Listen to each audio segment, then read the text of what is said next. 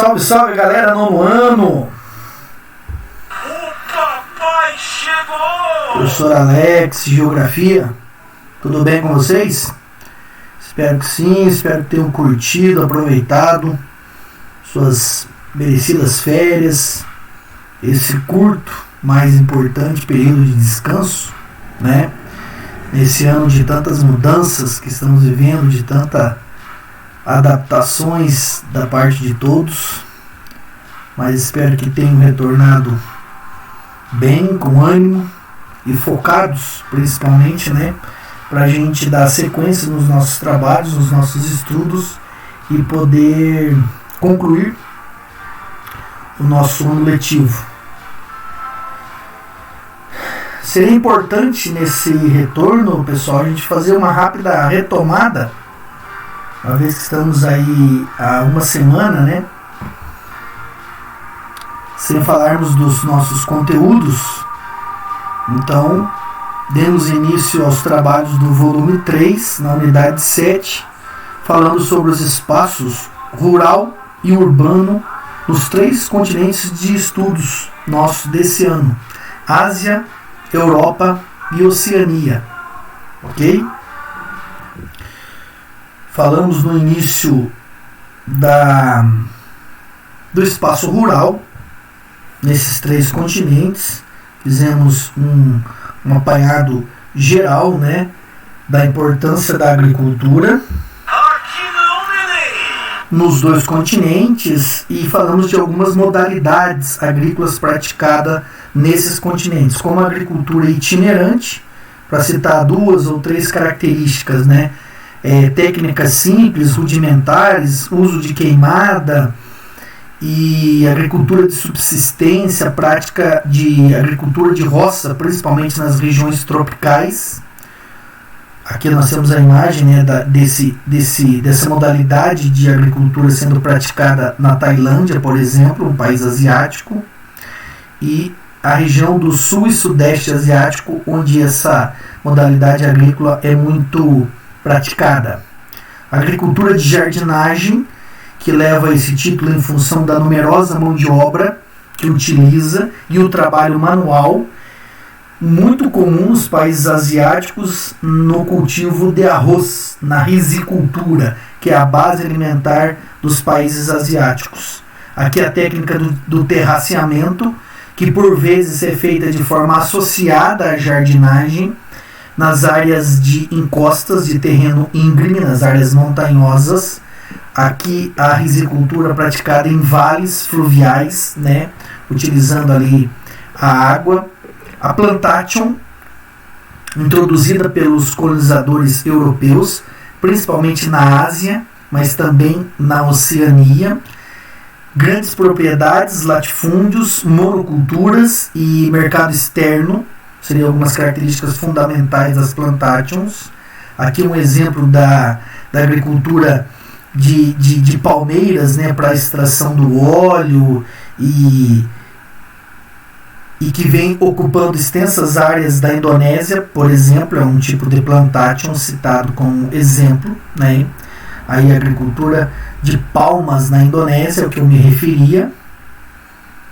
E a agricultura moderna, que também, né, faz parte da prática agrícola, e no caso principalmente no continente europeu, um dos berços da evolução verde também, né, com uso de ciência e tecnologia na agricultura, alimentos geneticamente modificados, apesar de algumas barreiras no continente europeu, o uso de implementos, de insumos, produtos químicos.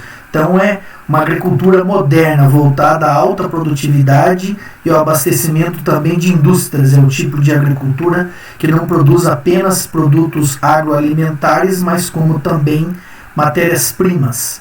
Uso de irrigação. A agricultura moderna e multifuncional na União Europeia, onde as propriedades também desenvolve outras atividades além do cultivo e da pecuária, por exemplo, como o ecoturismo, né? É uma opção para esse tipo de atividade agrícola inovadora. A agricultura moderna irrigada em regiões asiáticas e na Oceania, com predomínio de climas áridos e semiáridos, então o uso da técnicas de irrigação para tornar esses espaços produtivos. Um exemplo aí é no deserto de Negev, em Israel, citado no texto, e a agricultura moderna no Japão, que, enfrentando os limites naturais, ali um país pequeno, montanhoso, né, mas com o uso de técnicas modernas, também se destaca na produção, rizicultura, legumes, né, para atender a demanda interna. Aqui a técnica da hidroponia, por exemplo, né, sem uso de solo. A agricultura moderna na Índia, aí então praticada, como eu já citei, os moldes da Revolução Verde, com aqui produtos químicos, é o que a imagem está reproduzindo, e o uso de máquinas. As modernas ovinoculturas australianas e neozelandesas, países da Oceania que se destacam como grandes produtores e exportadores de carnes, principalmente da carne ovina, ovelhas. E as mudanças agrícolas ocorridas na China recentemente, esse processo de modernização da agricultura chinesa, que também levou a um intenso êxodo rural. E essa migração campo-cidade é que, na verdade, deu início a esse processo de urbanização, né, recente nesse continente. A Ásia, eu me refiro. Aí, quando concluído esses estudos sobre o espaço rural, nós demos início aos estudos sobre o espaço urbano, uma referência às primeiras cidades na Ásia, principalmente. Aqui o mapa identificando essas cidades, Europa, Ásia, né, entre as cidades antigas. E a nossa última aula trabalhada foi esse primeiro surto de urbanização, as cidades industriais do século XIX. Século XVIII, século XIX, as grandes metrópoles que surgiram inicialmente na Europa em função da industrialização, do próprio processo de industrialização. E depois se expandiram, né, num segundo momento, durante a segunda Revolução Industrial, para os Estados Unidos e o Japão. Então, esse primeiro surto de urbanização associado a esse processo de industrialização. Na aula de hoje, segundo surto de urbanização, as metrópoles asiáticas.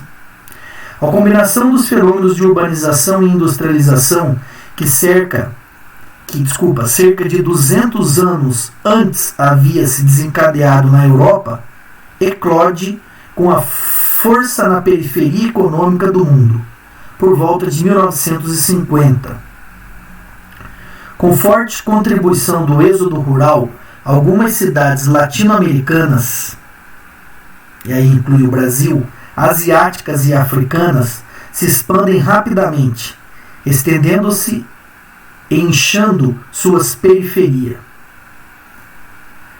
Como ocorria no Brasil, principalmente na região sudeste, em torno de São Paulo, Rio de Janeiro e Belo Horizonte. Polos industriais se constituíram não apenas de centenas de fábricas, mas de populosas vilas operárias e de concorridas áreas comerciais na cidade do mundo oriental e também na América. Então, esse segundo surto de urbanização também está associado à industrialização, porém é a industrialização tardia. Os países de industrialização tardia, os países que se tornaram industrializados, como disse o texto, aproximadamente 200 anos depois da primeira Revolução Industrial na Inglaterra. Na Ásia, cidades indianas que se destacavam em sua longa história crescente cresceram aceleradamente, interligadas por ferrovias, rodovias e por redes de telefonia. Além da capital Nova Delhi, áreas metropolitanas de Mumbai ou Bombay, Centro Industrial de Tecnologia Informacional, e Calcutá, entre outras, tornaram-se megacidades antes do final do século XX. Ou seja, megacidades, cidades com mais de 10 milhões de habitantes. Nas últimas décadas do século XX e início do atual século, somam-se às superpopulosas concentrações urbanas da Índia diversas outras localizadas na China, testemunhando o grande êxodo rural em curso nesse país e também em outros países do sul, sudoeste e sudeste da Ásia, entre as quais se destacam Dhaka, em Bangladesh, Teherã, no Irã, Karachi e Lahore, no Paquistão, Jakarta, na Indonésia, Manila, nas Filipinas, Bangkok, na Tailândia. No Extremo Oriente, Xangai, Pequim, Chongqing, Guangzhou, Tianjin e Shenzhen, na China, Tóquio, Osaka e Nagoya, no Japão, e Seul, na Coreia do Sul. Então aí foram citadas grandes metrópoles, a maioria delas megacidades, porque concentram mais de 10 milhões de habitantes, que cresceram, acumulando, obviamente, uma série de problemas sociais e ambientais, porque a principal característica desse segundo surto de industrialização nesses países asiáticos é caracterizada por um processo acelerado e não planejado. Como ocorreu no Brasil e em outras partes da América Latina, o desenvolvimento das cidades asiáticas, de um modo geral, se deu no contexto do segundo surto de urbanização mundial. Uma diferença, contudo, deve ser citada na Ásia, principalmente na Índia e na China. Esse processo segue em acelerado avanço, que se identifica na transferência da população rural para a cidade, o êxodo rural. O ritmo de expansão das metrópoles brasileiras, no entanto, em algumas exceções, vem diminuindo, tornando-se menos intenso. Esse processo de êxodo rural no Brasil, particularmente, vem agora num momento de queda, de redução de migrações campo-cidade, é o que o texto revela. Enquanto que nas grandes metrópoles asiáticas, em especial na China e na Índia, esses processos ainda estão em curso, estão ocorrendo, como no continente africano também. Modernas cidades no deserto arábico. Na hora do Golfo Pérsico, exibem-se altos e envidraçados arranha-céus de arquitetura futurista, largas avenidas e parques urbanos forjados como jardins em oásis no deserto. Uma vista superior dessa costa revela formas de palmeiras e outras figuras desenhadas sobre o mar por meio de aterros. Cidades de pequenas monarquias situadas na Península Arábica, como Dubai, Abu Dhabi, Doha, Manamá, são exemplos dessas novas paisagens urbanas. As duas primeiras, Dubai e Abu Dhabi, localizam-se nos Emirados Árabes Unidos, a terceira no Catar e a última no Bahrein. Trata-se de luxuosas cidades construídas pelas divisas adquiridas pelo capital acumulado com a exportação do petróleo e pela numerosa mão de obra procedente principalmente do Paquistão, Índia, Nepal e Bangladesh. Diga-se, uma mão de obra barata, por vezes explorada. Mais de 75% da atual população desses países é composta de imigrantes que encontram na costa do Golfo Pérsico oferta de trabalho. As condições precárias de trabalho e de alojamento na periferia de Dubai e outras cidades contrastam com o requinte exibido pelas modernas cidades erguidas por esses operários. Sob esse ponto de vista, a exuberância e modernidade de Dubai e das outras joias urbanas do Golfo Pérsico perdem um pouco seu brilho.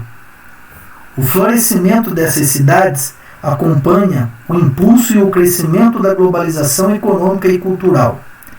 Elas atraem para si escritórios de diversas empresas de diferentes regiões do mundo, eventos artísticos e esportivos, como competições de automobilismo e futebol, como teremos agora a próxima Copa do Mundo no Catar, em 2022.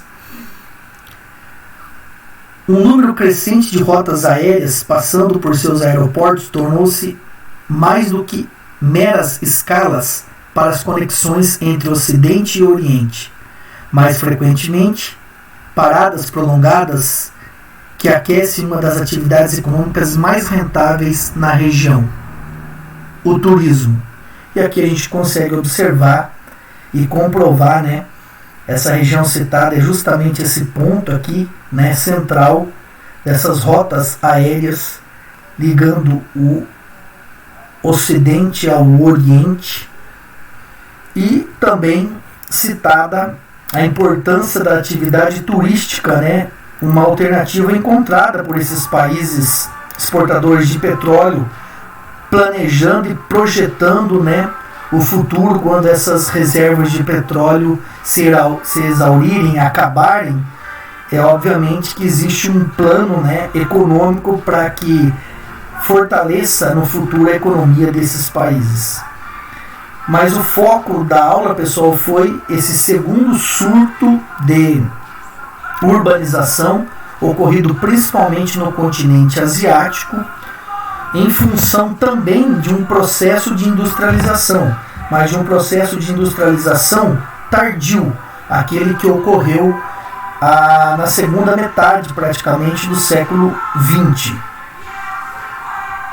Como nós estamos trabalhando Europa, Ásia e Oceania, esse surto foi mais mencionado no continente asiático, as grandes metrópoles asiáticas e suas características. Ok? Eu vou ficando por aqui, desejo a todos esse ótimo e feliz retorno aos nossos trabalhos, aquele recado conhecido. Fechou o seu coração. Fui!